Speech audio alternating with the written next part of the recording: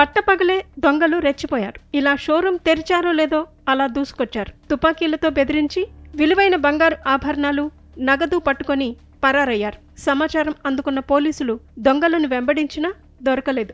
ఈ ఘటన బీహార్లో జరిగింది.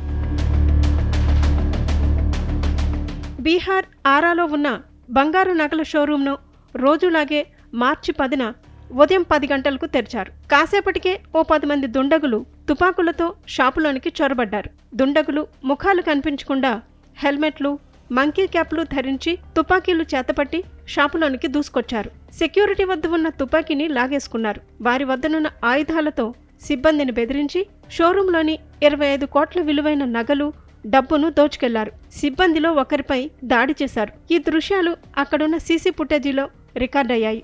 దుకాణంలోని సిబ్బంది ఇచ్చిన సమాచారంతో ఘటనాస్థలికి చేరుకున్న పోలీసులు దుండగులను వెంబడిస్తూ వారిపై కాల్పులు జరిపారు. ఈ ఘటనలో 2 దుండగులు గాయపడ్డారు. అయినా వారు పోలీసులకు చిక్కలేదు. అయితే ఎంత డబ్బు కాజేశారో తెలియాల్సి ఉందని షోరూం మేనేజర్ తెలిపారు. ఈ ఘటనపై కేసు నమోదు చేసిన పోలీసులు దర్యాప్తు చేపట్టారు.